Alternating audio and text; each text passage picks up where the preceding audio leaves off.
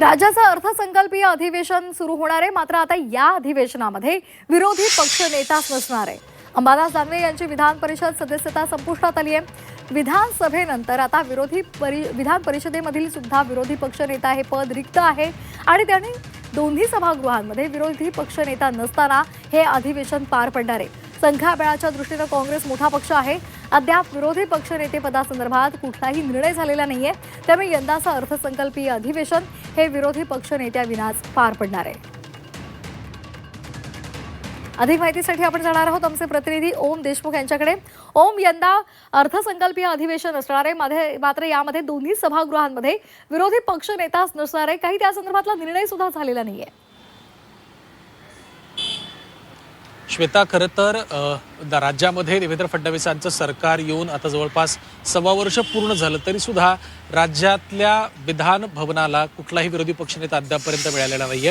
विधानसभेमध्ये संख्याबळाच्या दृष्टीनं 10% जी मर्यादा आहे ती पूर्ण होत नसल्यामुळे विरोधी पक्षनेता नव्हता. आता त्यापाठोपाठ विधान परिषदेमध्ये सुद्धा उद्धव ठाकरे गटाचे माजी आमदार अंबादास दानवे जे माजी विरोधी पक्षनेते आहेत त्यांची मुदत संपल्यामुळे कुठेतरी तिथलं देखील विरोधी पक्षनेतेपद आता रिक्त झालंय. संख्याबळाच्या दृष्टीने जर विरोधी पक्षात पाहायला गेलं तर काँग्रेसचा हा दावा सगळ्यात आधी असणार आहे. त्यामुळे काँग्रेसचा जरी विरोधी पक्षनेता होण्याची शक्यता दिसत असली तरी सुद्धा त्या संदर्भात कुठल्याही घडामोडी आपल्याला होताना पाहायला मिळत नाहीयेत.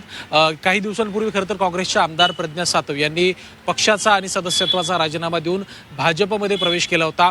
त्यासोबतच त्यांचे जे दुसरे आमदार आहेत राजेश राठोड, त्यांची देखील मुदत पुढच्या महिन्यात संपते. त्यामुळे एकंदर जर आपण पाहायला गेलं तर संख्याबळाच्या दृष्टीनं काँग्रेस पुढे असताना सुद्धा कुठेतरी विरोधी पक्षनेते पदाबाबत निवड होताना काही अडचणींचा सामना आता करावा लागतोय.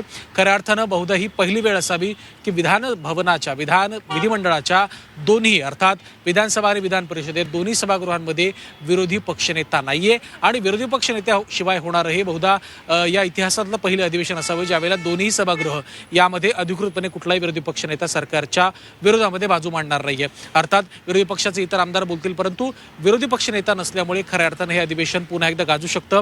या सगळ्या घडामोडींच्या पार्श्वभूमीवरती अद्याप तरी कुठलाही निर्णय याबाबत झालेला नाहीये. त्यामुळे विधिमंडळ अधिवेशनाच्या कालावधीमध्ये अर्थात 23 तारखेपासून जे सोमवारपासून अधिवेशन सुरू होते, अधिवेशन सुरू झाल्यानंतर विरोधी पक्षाकडून या संदर्भात काही मागणी केली जाते का, आणि जर मागणी केली गेली तर विधिमंडळाचे प्रमुख अर्थात विधानसभा अध्यक्ष असतील किंवा विधान परिषदेचे सभापती असतील यांच्याकडनं विरोधी पक्षनेते पदासंदर्भात काही निर्णय घेतला जातोय का हे देखील पाहणं महत्त्वाचं असणार आहे. श्वेता, धन्यवाद ओम दिलेल्या या सविस्तर माहितीसाठी.